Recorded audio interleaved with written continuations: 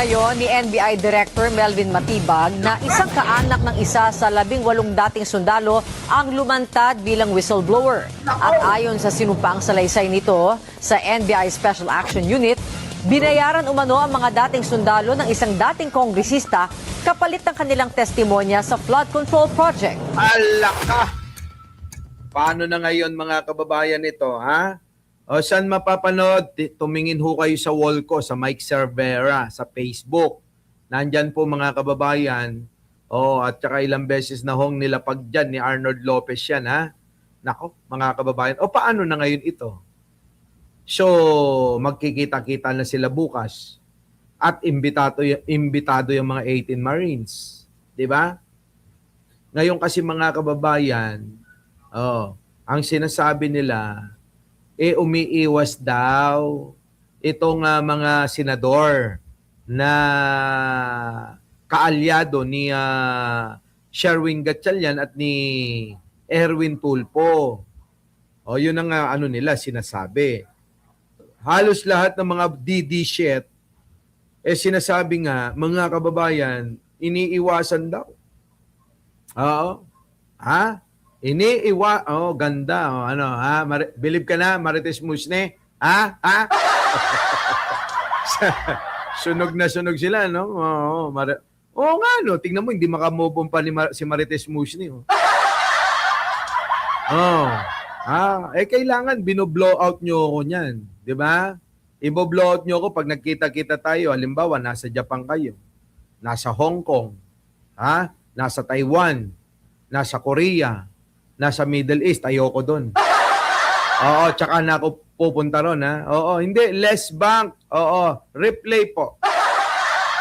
Ayan na, nilapag na yung link ni Arnold Lopez. So, kunyari, punta tayong Europe. Sinong mga taga-London dyan? Sinong mga taga-Amerika? Kita-kita tayo. Libre nyo man lang ako ng, makatikim man lang ako ng dyan, kaping barako. Di ba mga kababayan? Sabi ni Jada Aguirre, visit ka sa Saudi Arabia. Yan. Elsa Brillante, replay nga ni... ito na! Sino kaya ito? Nagpapatrol, Zian Ambrosio. Habang nagbibigay ng kanilang testimonya sa Senado ang mga dating miyembro ng Armed Forces of the Philippines, Ayun, ito yung madrama mga sa kababayan. Senado ang mga dating miyembro ng Armed Forces. Yan, ito ho yung madrama. Mga kababayan, mukhang ito pinakamalaki ang bayad sa kanila Talagang nag-MMK. MMK to mga kababayan MMK to. Sabi ni Aichang, replay nga ni. Ayaw nyo ng live o di-replay. Ito na. Tuloy. Ito ho yung tandaan yung pagmumukha nito. Ito ho yung mga kababayan Ito yung pinakamadrama sa kanila. Wala na po kaming makain. Kawawa na po ang pamilya namin. Ang gusto lang namin magkaroon ng regular na trabaho. Yan. Siya yun. Sige, go. Ito na. Gutom na daw sila. Yun na nga. Forces of the Philippines at dating tauhan naman ni dating Congressman Zaldico na nagsasabing sila ang naghatid ng mali-malitang pera sa ilang opisyal ng gobyerno at politiko. Ibinunyag naman ni NBI Director Melvin Matibag ang paglutang ng isa sa kaanak ng mga dating sundalo. Base umano sa salaysay nito, tumanggap ng tig 5 milyong piso ang bawat isa sa kanila kapalit ng pagtestigo sa issue ng flood control anomalies. Kita nyo mga kababayan ko. So, ang humudas din sa kanila, kapamilya din nila. Di ba? Ako, duda ko dyan mga kababayan, baka isa sa babae nila yan na, syempre alam nyo na mga kababayan, kapag ka marami kang asawa, kailangan pangakuan mo yan. Kung hindi ka makakabengbang. Di ba? Siguro sabi, Ling, sige na, pagbigyan mo na ako. Wala. Di ba? No money, no honey. Mayroon. Naku, malapit na matanggap yung bayad. Di ba? bayad, di ba? Oh, nabanggit siguro na makakatanggap sila ng bayad na 5 milyon. Oh, nagpabengbang ngayon yung Syubetra. Oh, inasahan ngayon ng Syubet na mabibigyan at mababahagihan siya ng siya 5 milyon. Hindi nabigyan. Oh, di ngayon ano mangyayari niyan? Sa asamaan loob. Nagkataon laging nakikita ho si Melvin Matibag sa TV. Kinontak ngayon. Imbes na humingi doon sa Kulasisi, mga kababayan, sa lalaki, kay Melvin Matibag na humingi. Grabe, no, mga kababayan, hingi na lang doon. Magkano daw bigayan doon? 5 milyon po wala kaming ganyan. Kahit na na lang. Di ba? Magkano? Meron kami dito pang Jollibee lang. Magkano ho yan? 20,000. Okay na ho yan 20,000. Doon nga bumengbang pa. Bumengbang ng bumengbang. Hindi man lang ako nagkapera. Di ba, no? Malawag yan. Pagka totoong Kulasisi. Marites Musni, Lynn Mariano, ang star witness. Magiging whistleblower. Dito sa mga Marines na tumanggap daw ng suhol, bayad, para manira ng manira, lagout. Baka ho lahat ng mga Syubetra neto maglabasan. Kayo, mga 18 Marines, ngayon pa lang, kausapin nyo na yung mga Kulasisi nyo. Pag hindi nyo kinausap yung mga Syubetra nyo, yung mga Kulasisi ninyo, sigurado pare-parehas kayo. Na ititimbog nilang lahat. Sino kaya ito? Sino kaya itong kapamilya na ito? Pasok! Pinangalanan si dating Congressman Mike Defensor na siya yung nag-offer ng halaga ng 5 billion para maging testigo nga, lumabas, mag-press conference. Kaya naman, ginawa namin, kinuha na namin ng statement dito at pirmado, recorded yung statement nitong individual na ito, nandito sa amin. Sa sinumpaang salaysay. Ako, mga kababayan, magaling si Melvin Matibag, pinapirma agad, Irene Santiago, sa inyong lahat, Renato Peña, Benji Bernardo, sa lahat ng mga bagong dating, wag niyo kong kakalimutan na mag-like, Nanay Nunal, sa inyo, ikaw, Dali Babes, mag-like ka na. Like, share, and subscribe, ganun. Ngayon, mga kababayan, magaling. Bakit? Pinapirma agad Di ba? Pinapirma agad, mga kababayan, ng alin? Affidavit na kanyang sinumpaang salaysay na nagsasabi nga na si Mike Defensor ang siyang kumausap sa mga Marines na mga dating tauhan daw di umano ni Saldico. Yung iba daw, mga kababayan, tauhan pala ni Sara Duterte. Biruin nyo yun, mga kababayan. Hindi pala lahat tauhan ni Sara Duterte. Oo. Kung hindi, Homer Aquino, Homer Aquino, Judy, Janet Imasio, replay to. Kaya magsipag-like kayo, Sally Rugay, si Maylin Borja, the Night LG, di ba? Ng testigo na nagpakilalang kaanak ng isa sa 18 dating sundalo, sinabi nito na lalabas sila sa publiko para magsalita ukol sa umano'y pagde-deliver ng pera sangkot si Zaldico. Hala ka, mga kababayan, sila marami. Yari tayo dito, SP Aki, yari, mga kababayan. Biruin mo, hindi lang pala isa ito. Ang sabi niya ay wala naman daw po mawawala sa kanila dahil magsasabi lang daw po sila ng kanilang mga nalalaman at bigyan daw po sila ng pera na siya namang, malaking tulong sapagkat mga wala silang mga trabaho ngayon.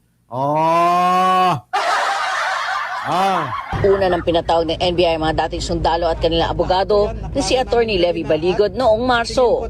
Natapos na namin yung pag-imbestiga sa kanila, pinatawag namin yung 18, natanong namin isa-isa at meron na kaming dokumento, recorded yung pagtatanong sa kanila. Pero sa investigasyon, 3 lang sa mga dating Wala na, Hector Kamalaw. Yari ka na. Yari na kayo. sundalo ang pumirma sa kanilang mga affidavits. Hindi na dinetalye ng NBI kung ano naging findings sa naunang investigasyon. Pero dahil sa payag ng isang testigo, ipapatawag muli ng NBI ang dating sundalo na kaanak nito, pati na rin si defensor. Lagot ka, defensor! Alam nyo, mga kababayan, hindi naman kasi imposible na na opera niya ng tagli 5 milyon yung 18, kayang-kaya yun. Bakit? Namimigay nga ho ng 30 milyon. Ano ho yung 30 milyon? O 6 na ho yun kung tagli 5 milyon. 30 million divide 5 equals 6. Mga kababayan. So 6 na tagli 5 milyon, 6. Katumbas ni Marcoleta. Tinanggap na pera at aminado sila na nagbigayan talaga ng kwarta na halagang 30 milyon. 30 milyon. Galing kay Mike Defensor, papunta kay Marcoleta, mga kababayan. Alam nyo na. Sige, tuloy. Nagpa-issue ako ng subpoena para imbestigahan ulit yung miyembro ng 18 Marines na binabanggit ng individual at saka si Ginoong Mike Defensor, pinapa-subpoena ulit namin dito para magbigay linaw doon sa testimonya binigay nitong individual na related doon sa 18 Marines. Kita nyo, nagkwenta na si Marie Pe Paliso ko, 90 million para sa 18 Marines. Ano ba yan ng 90 million? Wala yan sa kanila, 90 million. Barya lang yang 90 million. Kita nyo naman, gamit na gamit tong 18 Marines. Ano naman yung 90 million? Kapag ka nadagit nila ang pwesto ni Pangulong Bongbong Marcos, yung 90 million, gabuhok lang yun sa mga nanakawin ng mga putang inang yan. Kita nyo mga kababayan, yung mga tinatanggap nila magkano, may 50 million, billion, 100 million. Ano ba naman kayo? Sa halagang puhunang 90 million. Siyempre kailangan nilang mamuhunan. Dahil kapag tumiba-tiba, pag naipanalo nila yung kanilang mga ginagawa, wala nang silbi ang 90 million. Pang-aano na lang nila yan. Pangbabayad na lang sa vlogger. Barya-barya na lang yan. Sabi nga ni Sara, di ba? Ang nakawan sa gobyerno ay bilyon-bilyon. Di ba mga kababayan? Bilyon-bilyon daw. Ganun talaga. Si Sara, mga kababayan. Di ba? Lahat ginawa niya ng paraan para makadugas siya tuloy. Agad naman itong pinabulaanan ni Defensor. Huwag mong sayangin ang pondo ng gobyerno para patahimikin yung mga nagsasalita. Gamitin mo ang resources ng NBI, ang poder ng NBI para imbestigahan ang totoong issue. May panawagan din si Senator Di ba mga kababayan, talagang pinipilit niya kahit na halatang halata na. Alam mo, Mike Defensor, nananalamin na sa mukha mo yung ginagawa mong hayop ka. Kung anong itsura mong yan din talaga yung pag-uugali mo Dr. Alan Peter Cayetano kay Matibag, kaugnay sa umano'y alegasyon ng testigo. Ngayon, kung verified yung iyong impormasyon, ibig sabihin bilang investigador, no, NBI, ibig sabihin you have reasonable ground to believe na yung nagsabi sa iyo ay totoo. Pumunta ka dito under oath at pagkakataon mo ngayon makaharap si Congressman Mike Defensor at yung 18. Sagot ni Matibag, handa siyang humarap sa Senado kung anyay totoong Blue Ribbon Committee ang magpapatawag sa kanya. Correct. Habang patuloy pa So yan ngayon mga kababayan. Alam nyo, itong kung inyo maalala, no, itong si Mike Defensor, meron ng history yan eh. Marami ng history ng ganyan. 'Di ba? Naalala nyo ba si Ador Mawanay? Sino nakakaalala kay Ador Mawanay? 'Di ba bogus na witness? Yung dala-dala ni Mike Defensor. Siya rin yun eh. Siya rin yung may dala nun eh. Si Gutesa. Sino ba may dala nun? 'Di ba si Mike Defensor din? So, gawain talaga ni Mike Defensor yan. Oo. Gumawa ng propaganda, mag-operate ng tao, ganun. Diba? Oo. Si Ador Mawanay, alaga niya yan. Yan! Diba? Oo, yung kapatid ni Amy Marcos, si Ador. Yun yun. Sa mga hindi ko nakakakilala, wait lang, hanapin ko yung itsura. Ito, nakita ko na. Sa mga hindi ko nakakakilala kay Ador, Mawanay Marcos. Ay, mali. Ador, Ador Mawanay. Dapat si Amy Mawanay, no? Ito na. Pass out! Isa ng 2001 at isa na Nakita nyo? Ayan, no? Ito ho, si Ador Mawanay. Ayan, no, mga kababayan ko. Tignan nyo mga kababayan. Kamukha ni Amy. Manang Amy, hindi mo kami maloloko. Putang ina. Natatawa ako. Hayop. Ay, nako. Manang! Grabe, nakita mo yan, naalala mo ba? Pwede ka nang kumanta Manang Amy ng maalaala mo kaya ang dati mong baba. Iba talagang nagagawa ng maraming kwarta, Manang Amy, ano? blower, isa ng 2001 at isa na yung 2025. They have one thing in common. Pareho silang pakawala ni Mike Defensor. Iyon, kita nyo mga kababayan ko. Parehas ho yan na pakawala ni Mike Defensor. Si Gutesa, si Ador Mawanay, style niya talaga yan. Mga kababayan, may history si Mike Defensor na magtanim ng mga tanim witness. Tanim witness. Sige, tuloy. Ang tanong, Magkano? Natatandaan nyo pa ba si Ador Mabanay? Noong 2001, gumawa ito ng kwento na mayroon daw milyones si Senator Ping Lacson sa foreign bank accounts. Whistleblower daw siya. Pero sa huli, wala namang ebidensya at bumaligtad. Kita nyo mga kababayan. Ang inoperate nila, si Ping Lacson. Bakit? Si Ping Lacson noon kakontra kay Aling Maliit. Sino si Aling Maliit? Di si Gloria. Si Gloria Lavandera. Yun yung shota nun dati. Ay, shota, sorry. Boss pala, boss. Chismis lang yun. Chismis lang yung mega chorba daw yung si Aling Maliit tsaka si Bingot. Ewan ko kung buhay na ho kayo nun Sino ang mga nakakaalala nun? Si Teresita Tan, alam ko. 'Di ba? Teresita Tan, alam mo 'yan. 'Di ba? Yung kwento noon na ito daw si Bingot at saka si Aling Maliit, 'di ba? Nagkaroon ng nagkaroon daw ng sweet moment with Beng Bang Kineme. Tama? Oy, press 1 nga ho kung sino yung mga nakakaalala noon ng mga panahon na yon na ang si Bingot, at saka si Aling Maliit, nagkaroon daw sila, ng secret, secret bengbangan kineme kemerut.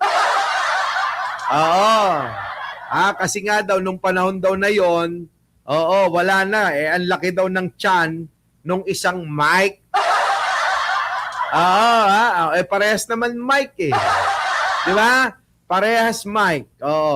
Kaya lang, yung isang Mike, wala. Marami na daw karamdaman. Marami ng sakit. Kaya wala na. Hindi na daw nagpa-flag ceremony. Uy, ewan ko. Yan yung mga chismis noon, ha? Bata pa ho tayo noon, mga kababayan, di ba? Kayo, bata pa siguro. Kayo, malamang, kwento-kwento ng mga tito-tita natin, mga nanay-tatay, lolo-lola, no? Ayan, si Dayan Asuncion, alam. Halaka. So, ganun daw ang eksena nilang dalawa. Minsan daw, kapag ka daw cabinet meeting, kahit walang meeting, nagkakaroon ng meeting kay Mike Defensor.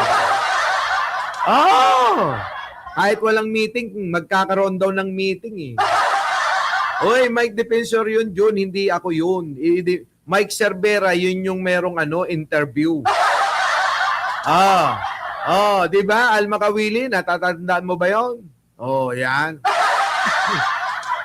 Grabe, no, mga kababayan, talagang, talagang maririnig mo daw yung mga langit-ngit ng mga mese. Sabi nila noon na mga kwento-kwentuhan sa mga inuman, kwentuhan yan eh. Sa mga inuman ng mga nanay-tatay natin, mga tito, tita, di ba? Sabi nung isa, pag nagkikwento, ay grabe daw yan. Talagang lahat daw ng posisyon ay i-offer. Ibinigay daw lahat ang posisyon eh. Kay Mike Defensor. Malupit, mga kababayan, Malupit. Anong posisyon ba yon, yung mga binigay na yon? Baka isipin nyo yung mga padapa, patayo, patuwad, patagilid. Pa-LC, hindi ganun Wala yon, wala yung mga baliktaran, ganun Hindi, posisyon sa gobyerno, kayo talaga, Yun daw yun. Talaga daw, napapasigaw daw, mga kababayan eh. Napapasigaw, grabe, no? Ganun yung kwentuhan noon. Ganun yung chismis noon. Chismis noon, na pagkwentuhan pa rin ngayon. Grabe, no? Lami ba kaayo? Yan, si Ador Mawanay, kasama si Victor Corpus, tuloy. Whistleblower daw siya, pero sa huli, wala namang ebidensya at bumaligtad. Noong 2020, si Adam Mawanay na ang tunay na pangalan ay Antonio Marquez, arestado pa dahil sa kasong estapa. Kita nyo, estapador ang mga putang ina, Ang kinuha na witness, Badong TV, ang kinuha na witness ni Mike Defensor ay marami palang kaso. Kaya ito ay nahuli sa salang estapador, mga kababayan. Boss Mike, ano like mong position? 88. Yon. 88. Alam mo na yon. Di ba? Sino nakakaalam ng 88? Yung 69 laos na yun. Ang uso ngayon 88 na. Para swerte, 888. Ang nawawalang kambal ni Amy Marcos. Yan. Nungaling na estapador pa. Ngayon naman 2025 may bagong whistleblower. Itong si Orly Gutesa. Umarap sa Senate Blue Ribbon Committee at tumistigos o umano'y mga maleta na puno ng pera na idineliver umano sa bahay ni Congressman Romualdez. Pero ang testimonya scripted. Bago ibaba ang nasabing basura. Merong napuputol sa binabasa mo eh. Huwag kang magmadali. Huwag kang magmadali. Putol na. Ulitin mo yung paragraph 20. Hindi ko makita na putol na siya. Kita nyo mga kababayan? Alam nyo, hindi ganyan ang witness. Kahit pa walang affidavit na binabasa, dahil alam mo ang lahat ng kwento, alam mo na nangyari, kaya mong idiretso. Tama ba mga kababayan? Alam mo yan eh. So kaya mong idiretso yan, ikikwento mo lang naman eh.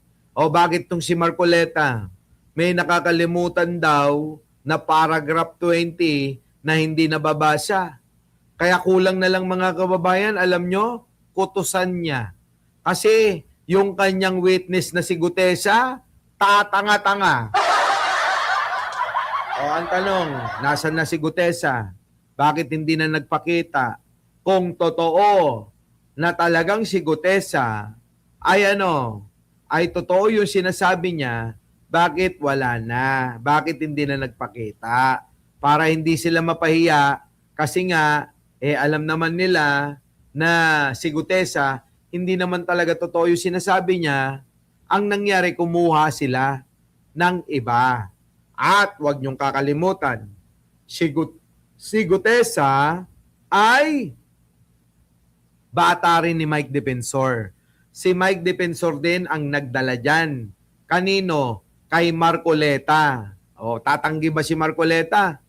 O kayo nga mga kababayan, binigyan ng 30 million yan. Anong tanggi pa? Ang gagawin ni Marcoleta kung yung nagbigay ng 30 million ang may dala. Wala na, syempre, di ba?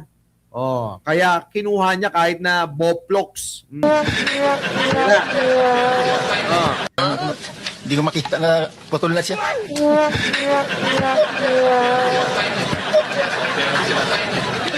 Kita nyo, pati to, natatawa mga kababayan kasi alam nila na gawa-gawa lang nila. Kumisitang kabuhayan ng dalawang witness. Courtesy of Mike Defensor. Yung Oo. style nila noon, inuulit lang ngayon. Paninira lang para manggulo.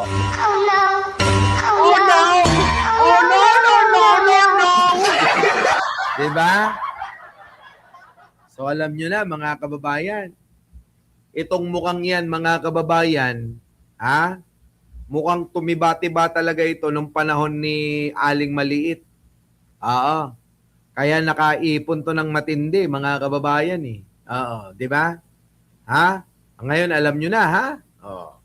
Ngayon, sample pa ba? Bigyan mo pa ng sample, Boss Mike, ng katarantaduhan ng mga ito na talagang masasabi natin na totoo na ito ay mga bayaran. O, tingnan nyo itong isa. O. Pinatutunayan nyo na naganap yung pagde-deliver sa 2 araw, December 2 and December 5. Correct po, Your Honor. Correct po, Your Honor. Kita nyo, mga mukhang adik, Yan ba yung mga pinatulan nilang witness, mga kababayan? Na hindi mo alam mga kababayan, parang kababatak lang eh. Di ba? Mga kababayan ko, mga Marines yan O pero, tignan nyo naman magsasagot. Daig pa nakabatak. Kayo, isipin nyo yan mga kababayan. O ayan, ulitin natin dito. Ewan ko kay Marcoleta, tingnan mo yung mukha ni Marcoleta. Sa bagay, yung mukha ni Marcoleta, sabi ko nga, malungkot, masaya, nakangiti, isa itsura. Pinatutunayan nyo na naganap yung pagde-deliver sa 2 araw, December 2 and December 5. Correct po, Your Honor. Correct po, Your Honor. Kita nyo, correct po, your old honor. Diba mga kababayan? Pinaratutuhanan ko. Tingnan nyo yung mukha mga kababayan. Yung mukha lang mga kababayan, tignan nyo. Correct po, Your Honor. Pinaratutuhanan ko. Tignan nyo. Walang yan mga kababayan, ewan ko ba? Kayo na humusga mga kababayan. Kayo na humusga. Di ba?